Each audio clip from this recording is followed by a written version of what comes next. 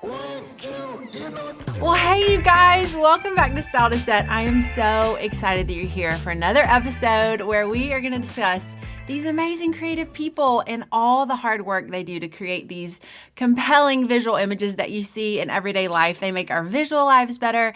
And honestly, the people that are behind the lens of a camera have been and continue to be the best people that I know.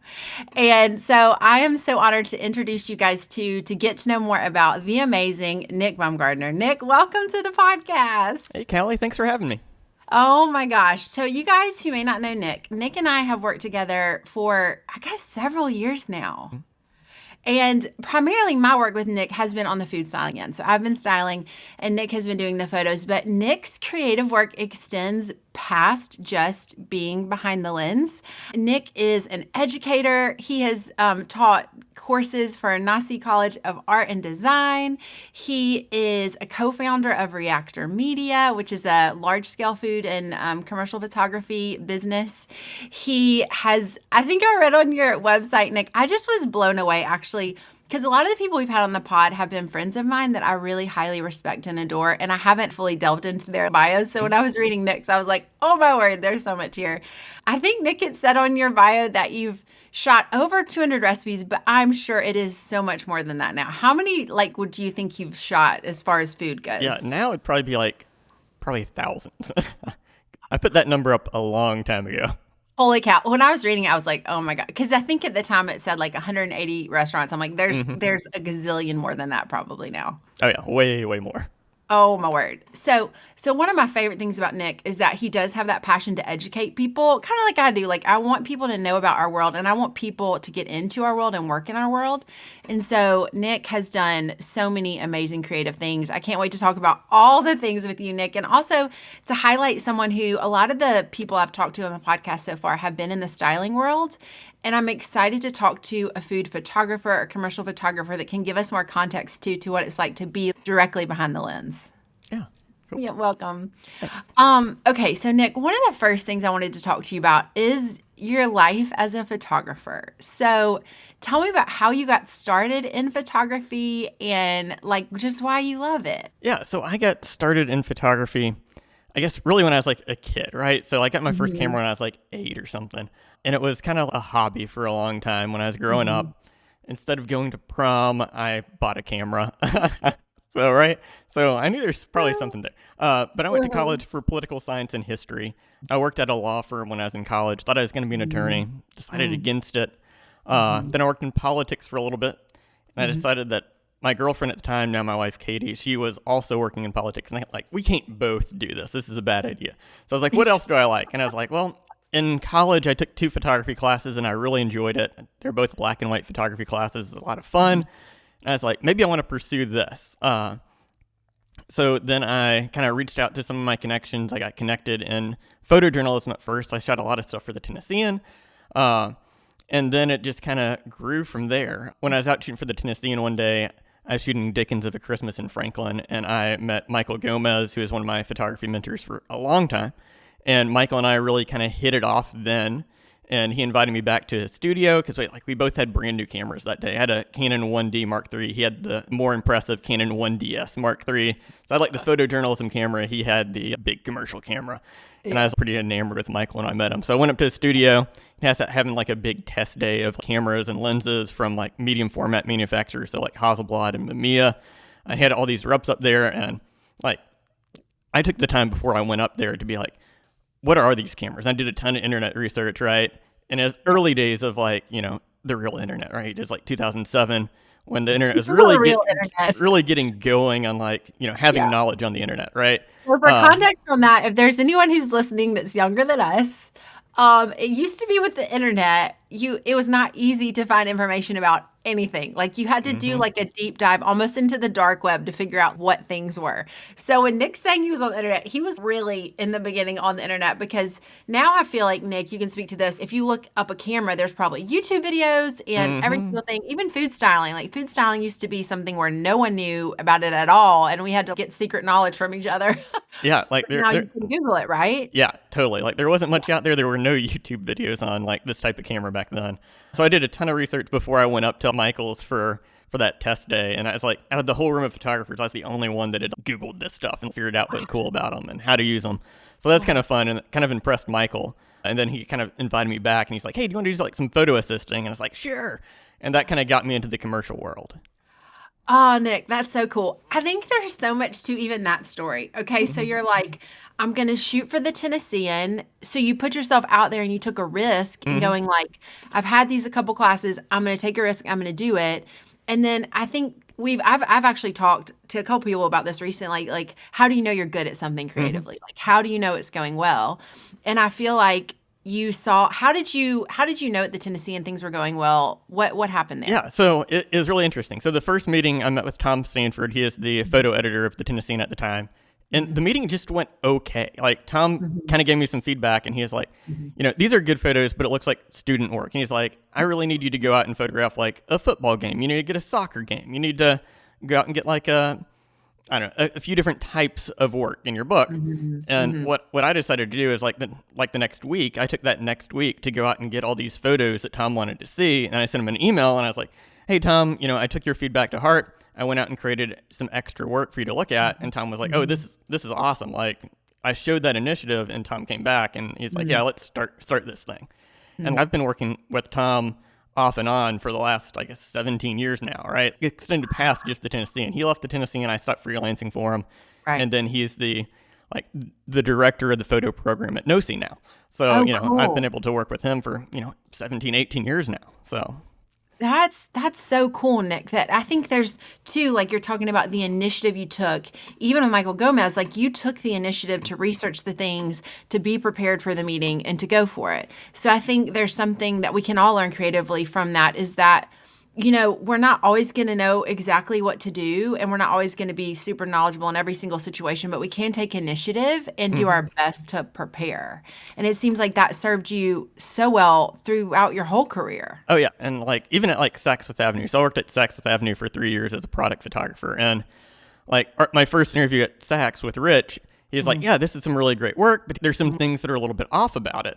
And me and two of my friends that are stylists, we all wanted to get in at Saks Fifth Avenue. And we put this book of work together as a group. And then we got that feedback. And I was like, the next day after the interview, I was like, hey, you guys want to get back in the studio and let's correct some of these things. And then I'll send this work back to Rich. And that's what we did. And Rich was like, oh, that's really cool. And like a week or two later, he responded back that, hey, you got the job. So like, I've always been trying to be really good about taking that constructive feedback and being able to act on it. Yeah, because I think what you're saying, Nick, is I've heard you say several times, like when you were at the Tennessean, your editor said, this looks like student work. And instead of you taking that personally and being like it's great, you actually made some changes. And I think even like with your Saks interview, it seems like you're not afraid of criticism. No, not at all. Like I think criticism's a great time to be able to think about what you've done and see how you can improve it. And, always try and use it as like a tool to improve. And not all feedback is great, but I do try and kind of sort out and be like, hey, this is what's actually wrong and this is how I can fix it. And then like when I'm teaching, I kind of try and do the same thing. A lot of times I think the most valuable thing I do when I'm teaching students is give them constructive feedback on their work. So that critique element's the most important part of what I do. Like anything I teach in classes is good, it's great. But I think when I actually see the work come back and I can give them feedback, that's what's really important. So I always try to give them actionable feedback. So like, I'm not going to give them feedback that's like, oh, when you shot it, this was awful. I'm going to give them feedback like, hey, next time you do it, if you change these 3 things and then in post, if you're going to turn this back in for like the final or the midterm, why don't you do these things in post to make it look better? I think that's so cool, Nick, because I think I can find myself sometimes, and I've gotten a lot better over it through the years because I feel like when you're working in style, when you're working in photography, there's a lot of criticism that comes your way. So you kind of learn how to take it in stride. But even sometimes with clients, when there's some feedback that I completely disagree with, where I think something looks great and they think it looks terrible, or I think something looks terrible and they think it looks great, like I can feel myself getting kind of bristly about it, wanting to have a little bit of attitude. So what would your advice be there? Like when you're with a client and they're given some feedback that you don't love, how do you handle that? Yeah, I mean, it happens a lot. Like, I can think something looks beautiful and the client doesn't. it happens probably on every set, right? Like we're all trying to have that same goal of making it look really pretty and make sure that it works for their advertising needs. And a lot of times I'll try if possible, like, let's shoot it your way, but then also let's get it my way. So we can kind of have a little bit of compromise there. And, and sometimes it can take a lot of time on set. If we have to go back and rebake something, it takes some time, but, I think it's worth that time a lot. But generally, to go back and try it and be like, hey, we're going to try it your way. We're going to see if we can get this to work. And if it doesn't, let's try it our way again. That's so good. That's so good. And I think it's such a dance, right, on set of figuring out when is it like you tell me what you think about this, but I found recently, like, when is the time where that we feel that there's margin to do it again? And then when is the time that we need to sell it more? Do you know what I mean? Like, how do you discern that? Do you feel like you're good at discerning that? I feel like I'm pretty good at discerning it, but that's also in business. Like a lot of our big stuff, I have a producer on set, Chris, and Chris is a lot better at discerning that than I am. Like, if I can be shooting, and then if he can be kind of managing expectations, and he can be the one that's being like, hey, no, this is right. Like this is going to be it. Like I like to pass that off on someone else. And that is a great word too, is to realize when you're getting that client feedback, you're never fully alone in that. I think sometimes in moments I can feel alone as the stylist, or I'm sure as the photographer, you can feel like, oh, I've got to fix this. But part of being on set is we have that team, right? And building that producer role into the mix is incredibly helpful. Yeah. Like someone else to take that burden off of us, even to stay on the shot list, to stay on track. If we have someone that can kind of give us a little push and also kind of give back a little bit, that's super helpful. 110%. And I think sometimes too, and you know a lot about this because you work with so many different clients. Sometimes I think clients aren't necessarily offering destructive criticism. They are wanting to be heard, and they want to feel like their voice is important. And I remember one time I was on a chicken finger shoot many, many years ago, and I feel like every chicken finger I put on set, it was either a whale or a booger or a bird in a nest. I mean, everything that a chicken finger could look like it was coming out of someone's mouth. And after about the 200th chicken finger, I was like, I'm realizing this isn't about the product. This is about just the team dynamic and people wanting to be heard. And I think sometimes that's at play too. Totally. I think a lot of times we can get too many cooks in the kitchen, essentially, sometimes, right? And it's just kind of managing everyone on set. And I found that one of the things that I like to do is, those first couple shots, I'm going to have something intentionally wrong on, like something that I want the art director to catch, something I want the client to catch. So I give them that feedback, right? So they have some buy-in. They're like, oh, I saw this stupid thing that was wrong. Can you guys fix it? Yes, we can. We can fix that. That was intentionally there for you. I'm not going to tell them that. But I'm going to give you some buy-in, so you're part of that process. And I think a lot of times after they get that buy-in, they'll walk away from set. They're good for the day, right? Then they'll just let us create.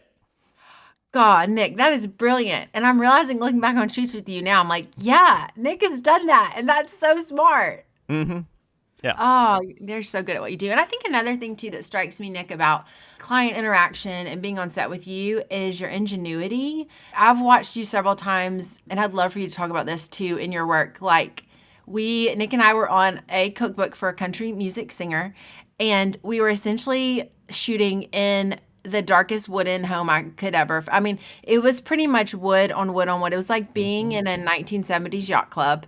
And with very little natural light, like very small windows, very, that style of home back in the day. And I watched Nick create some of the most beautiful photographs of this person and find the coolest vignettes in this tiny little house. And I would love for you to talk about that, Nick. Like, how have you learned over time to make lemonade out of lemons, and how did you capture that light so well? And I mean, I wish maybe once the podcast comes out, the cookbook will be out and we can show reference, but it just was the coolest process to watch you just make that work. Yeah, like my general philosophy with commercial work is to reduce and simplify. So you can go into a space that might not be amazing, But we're going to reduce that space to its elements. Like in that space, I was looking for something that showed off that space really well because it's super vibey, it's super cool, super 1970s. So I wanted to show that off. I wanted to show off that, hey, we are in this wood paneled box, right? So I wanted to show that off and then put some light through the windows, kind of come up with creative ways to really show off the space and make it look like it was naturally lit on the best possible day. And, like I like to kind of build up my visual repertoire. So I'm always looking at other people's work too. It's like, who else has done this type of work? And then what did they do that was really good? And what they do that wasn't awesome. All right. Just kind of build up that repertoire and being like, oh, if I see this situation, I'm going to do X. Okay. So tell me more about that. When you are going into a shoot and for example, with this, we're doing sort of a 1970s vibe. What did you pull from for inspiration? What did you look at as a resource? Like, what were you looking at? Yeah, like on that one, the client's inspiration is a lot of 1970s Betty Crocker stuff. So I was looking at old Betty Crocker. I was looking at old Southern living.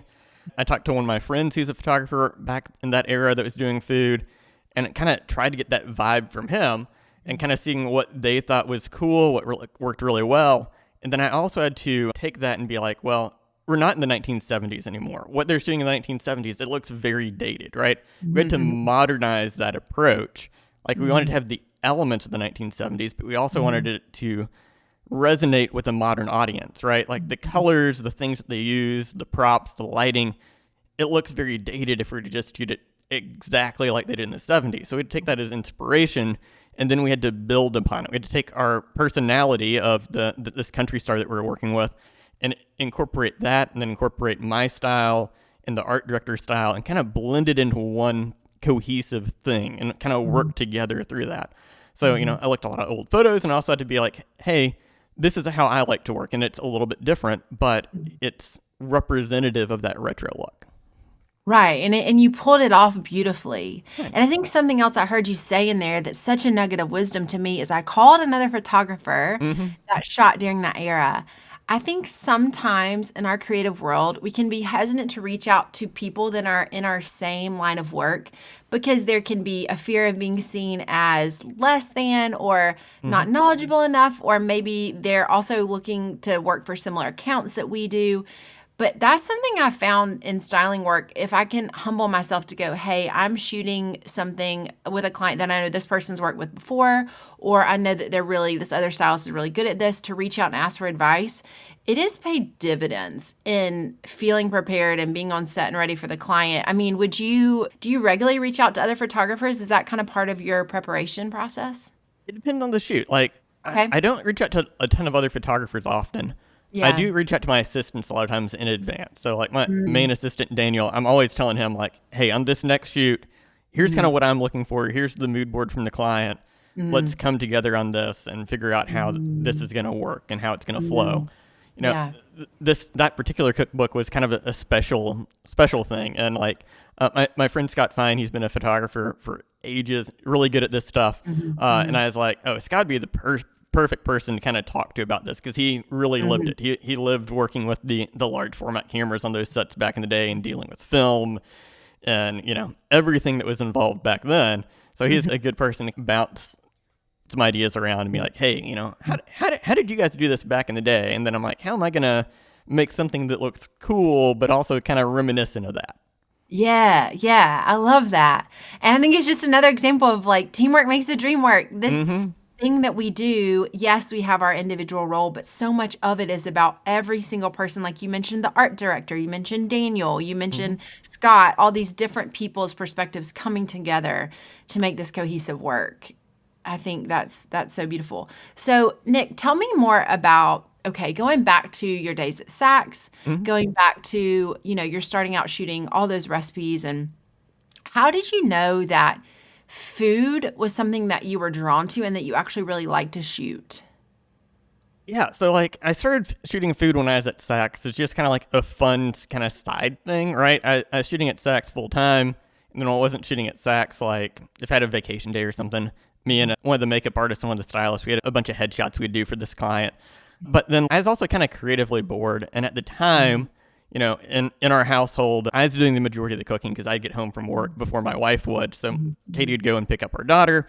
I'd be home from work and I'd start dinner. And I was like, well, I enjoy cooking. It's something that I liked. And we, at the time, were buying a lot of stuff from Whole Foods and from the farmer's market. And I was like, I might as well take some photos of this, right? So that's kind of when it started. And, I love to cook. I love to barbecue. Before I got on the podcast, I was making a marinade today, right? So it's something I enjoy doing. I need to know. Yeah, it's just this super simple marinade for some chicken that I'm going to put on the grill after we get off this I conversation. love grilled chicken, man. Yeah. I know it's so simple, but it's so good. Mm-hmm. Yeah. Yeah, so that's, it just kind of started from a love of cooking and enjoying it. And, I think part of that's just kind of like providing for my family. And, I think when people eat, they're joyous. So I think there's something fun about it. Yes, people who love food are the best people. And that's my same story too with styling, is that I got into styling because I wanted to start a food blog and because I love to cook. And I had several friends who had different food allergies and sensitivities. And this was many years ago, before like gluten-free and different resources for that were more readily available. And I just wanted to try and make it work for them because I wanted them to feel welcome at my table. And that's a whole other story we can share in a different episode. But how I got into styling as well was just from that natural love of food. And the same for you. Like, you're an amazing cook and you're always telling me about amazing things that you're cooking.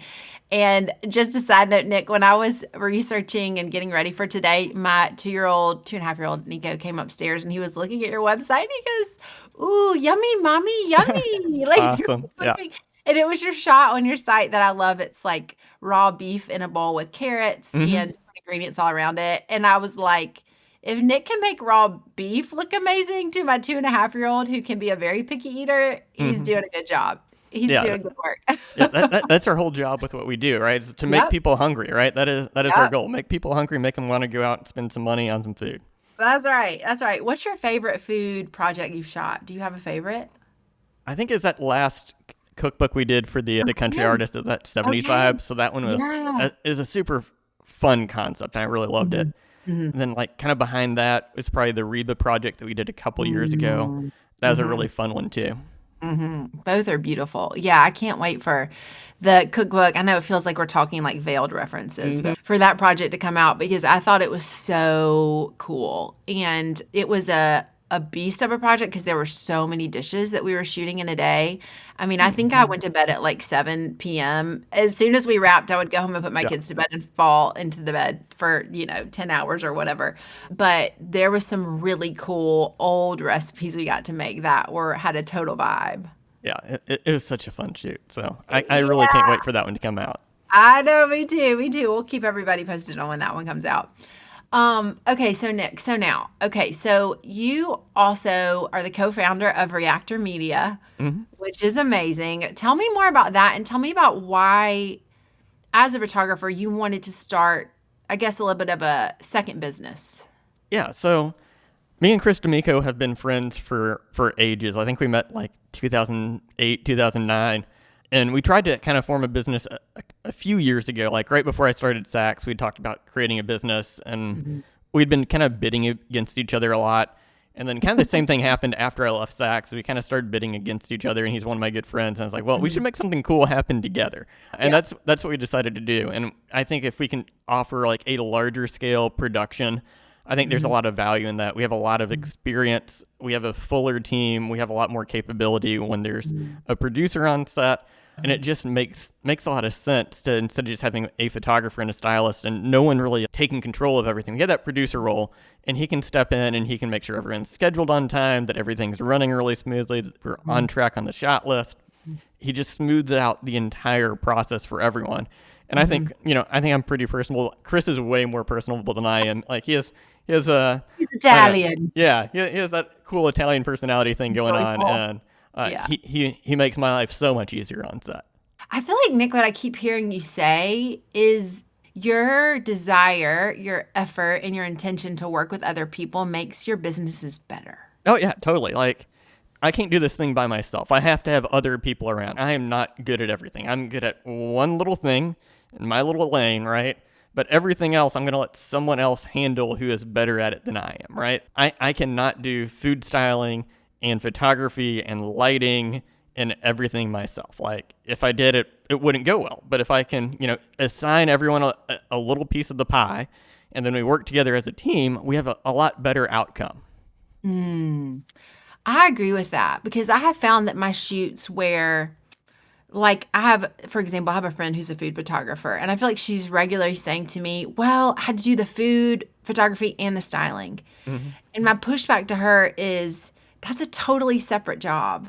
In my opinion, I feel like the work suffers when people don't stay in their own lane and do their own jobs. Mm-hmm. Because if you look at an image where we've had a professional food stylist, a professional prop stylist, like the Hannah project, and you and Chris, and it creates these images that are wow. And these images are the ones that stick with people in their minds. They create the impetus to buy. They create a memory. They evoke memories in us that, it creates this warming happiness sensation, which is amazing. Those are the images that stick. And I think especially we're looking at what's happening now with AI and just when we don't stay in our lane and have every single person on our team, I feel like the image isn't as dynamic. Would you agree with that? Yeah, I totally agree. And I think part of it's about the community around it, right? I think community is really important in life and in general, and especially in art creation. I know a lot of artists historically have been kind of lone wolves, but I think when we create together, we create something that's more meaningful, has more impact. I think it's easier to do. I think it's more fun personally. Like I enjoy having fun in my studio by myself, but at the same time, it's better if we can create with community. If you're creating with community, you've already kind of started the second step in art. Just creating by itself is okay, but if you're showing it to other people, that's when art really shines, right? You have to show it to other people for it to have meaning, to me at least. So I think we already kind of start that when we have like a community on set and we have feedback and we're working together to create something cool. I love what you just said. I feel like that's a mic drop moment. Art really shines when we show it to other people. If it's just sitting there, like if no one's seeing it, like, it still has value, but you're not getting everything out of it, in my opinion. Agreed. I love that, Nick. Yeah, Jake, my husband Jake was telling me the other day about, I don't know if you've seen this story. I think it's floating around on Instagram, but there was a lady I feel like it was maybe the 1940s or 1950s that was a nanny, but she was also a photographer on the side. And she took all of these amazing images and for probably 10, 20 years, just stockpiled all these film images and locked them away, never showed anyone. And they were recently discovered by a photographer that was at a garage sale in California and came across all these film negatives. And he developed them, and they are these epic images of life at that time. And they're evocative and emotional and dynamic. And that story was really hit home with me because I think, like Nick said, sometimes I can have a tendency to be a lone wolf, to create something, but then be hesitant to show it out of insecurity or whatever it was, when it's so necessary that we're creating this art not in a vacuum, in a community. And I just think about that sweet woman. I think she's passed away now, and all the joy and beauty of life that she missed out on because her work wasn't shared. Yeah. It's just so important that we share that with each other. Okay, Nick. So I also want to hear more too about, obviously you're saying about sharing art, working as a team, being in a community, about teaching. Tell me about why you teach, what you teach. Why is that important to you? Yeah, so right after I left, or actually right before I left Saks, one of my friends had reached out, and he's the photo director at NOSI at the time, and he's like, hey, I think it'd be really cool if you came and taught a class at NOSI, just see how it goes. And I was like, initially I was like, no, right? And I was like, I don't know about this. But then Saks decided that they were moving our jobs up to Pennsylvania, and I was like, all right, hey, let's try this. Let's just see how it goes. And he kind of set me up to teach a class on Adobe Lightroom, which is a program for editing photos. I got in there the first time. They already had like a curriculum design. I was just there's like two people teaching the class. Like I taught one section, someone else was teaching a second. We had to be very similar in what we're teaching. So it was an easy start into teaching. And what I found is I really enjoyed working with students and, kind of seeing how they grasp concepts. So you teach them about a certain tool in Lightroom, and then you see this aha moment, and it's really fun.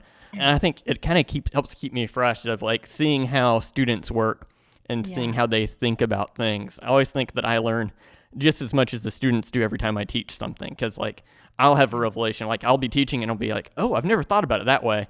That's cool. Then I'll kind of talk about that. So that's what I really enjoy. I also teach at Nashville State, and I teach a class on lighting, and it's been fun. Like, they gave me a curriculum, and then I've kind of like redesigned it over the last couple of semesters to be a little bit more me, a little bit more how I light, how I shoot, how I think, and it's been a really fun process. So it's been really cool. That is so cool, Nick.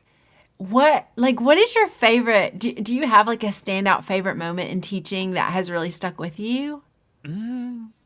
I have a few kind of like, I don't want to call them favorite students, but I have a few students who have like, It's okay. People have favorites. It happens. I have a few students who have really gone off and done phenomenally well. One of them, she worked for a company here in Nashville locally for a while and was doing fantastic, and decided to move to North Carolina, and she has an amazing job out there. I'm just so impressed with what she's done. And like, kind of talking to some of the like stylists working with her here, like she's always referencing like, oh, Nick said this in class. So I always think it's kind of cool to hear through the grapevine of, like someone's actually using this stuff. There's another student that I had a great relationship with, and she moved up to New York, and she's done phenomenally well with photography. And there's another guy that's up in Clarksville that's done super well with it. And it's really just fun, like watching them on Instagram and seeing, oh, they're doing these really cool things out in the world, and I can see a little piece of what I taught them sometimes. And that's just so cool. Career we're in. So and it's honestly one of the reasons why I started the podcast is I started to feel this desire to mother. I use that term, but like to share now, my 12 years of knowledge. Now I want to share it with people, and I want to watch them grow, and I want to watch them develop. And I think that's a healthy thing. I think it's part of like us growing as individuals, obviously, but also this desire to share this love and this craft with other people. And I will say I've had a couple interns, I've not taught it near the level of what you've done, Nick, but it has been incredibly rewarding. And like you're saying, that aha moment. And actually one of my assistants now was part of a food styling workshop that I did, last August. And she's been phenomenal. And I'm watching her grow and like do these incredible things. And it's just so cool. And I would say too, to anyone who's looking to get into styling, looking to get into photography, to go do those things. Like, take that class with that person, go to the workshop, reach out on Instagram, take that initiative, because I think sometimes there can be some hesitancy, maybe of nervousness of, are they going to be into it? Or are they going to respond? But I can tell you, honestly, for me, I'm excited to share what I know with people. And would you say the same thing, Nick, about like your students? Yeah, I love sharing knowledge with people. Like, I think it's like giving back to people through sharing some of your knowledge is super fun. It's super cool to do. And I always think that like one of the things I always encourage my students to do is to explore more. Like, I think a lot of times, especially when you're young, even now, like I love to explore the world around me and kind of be like, I explore with my camera a lot, right? So it's like looking around our set, kind of visually feeling out what's going to be really cool, what I'm going to like. And I still do that a lot, right? Like, I explore in my studio different concepts all the time. A lot of times they don't make it anywhere, but like it's that act of exploring with the camera and being like, oh, this is kind of cool. And we're going to end up using it somewhere else down the line. But I think that's super important. And that's something that I love that Nick does. Like, whenever I work with Nick, he's always exploring. And I think that, I've watched over and over again, we get the shot, that the client likes and is happy with. And then Nick is immediately like, okay, I'm going to take the camera off the tripod. I'm going to do all different angles and different types of shots. We're going to try some things. And he's even been so gracious to me where I'm like, hey, Nick, could we try this? Or could we pour this thing? And he's like so open to facilitating me and what the creative ideas that I have.